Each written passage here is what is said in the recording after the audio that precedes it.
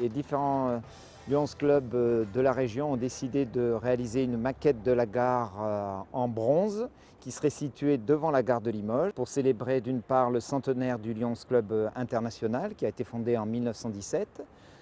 Deuxio, c'est aussi donc un bel objet d'art pour les touristes.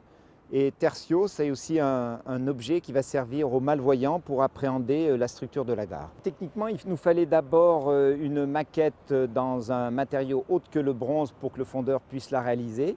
D'où l'idée d'avoir un plan en 3D.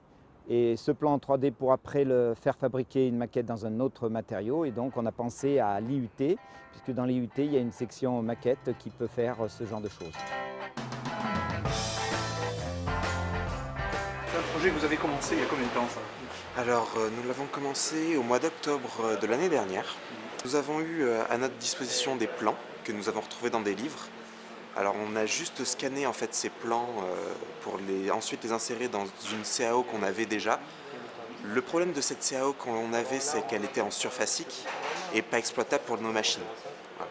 Donc il a fallu repartir de zéro au niveau de la conception numérique. Donc comme les plans étaient tous imprimés à des tailles à peu près différentes, on avait donc la cote nominale qui nous était donnée, donc qui était la hauteur de la coupole au sol, donc qui était de 31 mètres. Et à partir de ça, donc, on a calculé donc, des rapports d'échelle sur l'ensemble des plans. Et à partir de ça, donc, on a vraiment tout mesuré. La difficulté majeure, ça a été de trouver en fait, un moyen d'intégrer tout ce qui est statues et fresques. Et donc pour ça, on a dû donc utiliser la maquette qui se trouve donc dans la gare. Et donc grâce au scanner 3D qui est ici au fond, on a pu donc scanner l'intégralité de ce qui nous manquait. On a pu, après conversion, les intégrer dans notre modèle. Qui est actuellement donc à 1/100. Et donc on a repris les mêmes dimensions par rapport à ça. Ça nous a pris quand même à chacun beaucoup d'heures et ici même et même chez nous, le temps de travail était assez conséquent. On s'est rendu sur place, on a pris des photos parce qu'on voulait vraiment se caler sur la réalité, sachant que les plans, voilà, ils n'étaient pas non plus extrêmement détaillés pour certaines choses. Donc oui, on a été sur place, pris des détails et ça nous a beaucoup aidé dans la réalisation de la serre. On part donc de dimensions comme ça d'un profil en 2D. Et donc une fois qu'on sort, donc, on peut même voir étape par étape la conception. Donc ça part d'un tout simplement un truc comme ça.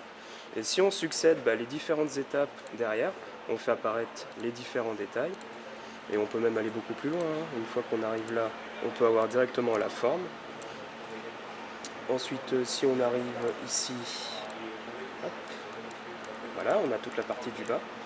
Et c'est le cas pour l'ensemble des bâtiments que l'on retrouve donc, dans notre gare. On peut tourner autour, on peut se rapprocher et voir, là on voit les fresques par exemple qu'on a essayé d'importer, les détails vous voyez au niveau des toits. Au niveau du campanile on a reproduit au plus juste le cadran de l'horloge sur toutes les faces. Et la FAO, donc une fois qu'on l'a paramétrée, donc toujours sur ce logiciel, on peut après la lancer sur machine et lancer la fabrication. Tout ce qui était la partie donc, en dessous au niveau des voies, ou ne serait-ce que sur le côté du bâtiment, ou même encore les statues. On a imprimé une première partie au cours du projet justement pour voir ce qu'on pouvait obtenir. Et ouais, c'était un moment assez important puisque on s'est rendu compte que finalement notre projet, ce qu'on avait fait, c'était pas fait pour rien. Ouais, c'est du concret. À partir de cette maquette 3D, on a envisagé différents process. Finalement, on a opté pour une maquette en plâtre qui va être en fait sculptée. Donc il va y avoir un sculpteur qui va sculpter la gare en plâtre et c'est cette gare en plâtre qui va servir au fondeur. Moi, je suis plutôt habitué à travailler des modèles porcelaine, des vases ou des choses comme ça, quoi, en fait. C'est ça mon vrai métier. Je ne peux pas sculpter d'un seul coup. Donc c'est pour ça que j'ai fait plusieurs blocs. Moi, j'appelle ça un modèle par des formations professionnelles, mais on peut appeler ça une maquette. Donc c'est la maquette au millième à peu près de la gare de Limoges. Voilà ce qu'on m'a confié. J'ai une échelle de grandeur par rapport à la dimension qu'on veut et à la dimension de celle-ci. Et automatiquement, je retrouve je retrouve les bonnes dimensions. Il y a beaucoup de détails d'ailleurs, je ne pourrais pas faire tous les détails. J'ai fait un bloc pour le campanile, après un bloc ici comme vous avez vu tout à l'heure, et vous voyez les pièces sont ici, il y a 7 blocs. Le campanile sera indépendant, il sera coulé en bronze indépendamment. Avant d'avoir fait tous les autres blocs, j'ai voulu voir ce que ça donnait. J'ai fait le campanile. J'ai sculpté le campanile. Et quand il n'est pas tout à fait fini, il y a encore quelques sculptures à faire dessus. Et maintenant, je progresse. Là, j'ai fait la première entrée de la gare. Là, je suis en train de faire la deuxième, la principale. Après, je ferai le tour et finir par là, quoi. J'ai fait ça toute ma vie, quoi, en fait. Du travail de longue haleine.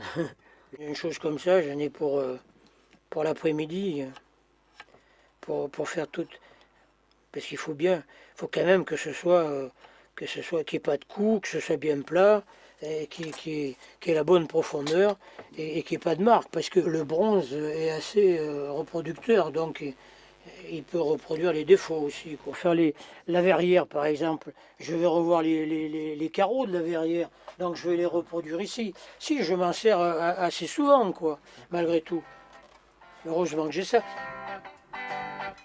Je marque le nombre d'heures que j'y passe tous les jours, mais je pense que je vais arriver à une centaine d'heures quand même, quoi.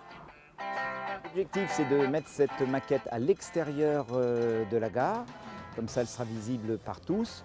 Elle sera posée sur un socle qui la met à hauteur des mains en fait, puisque les non-voyants doivent pouvoir la toucher.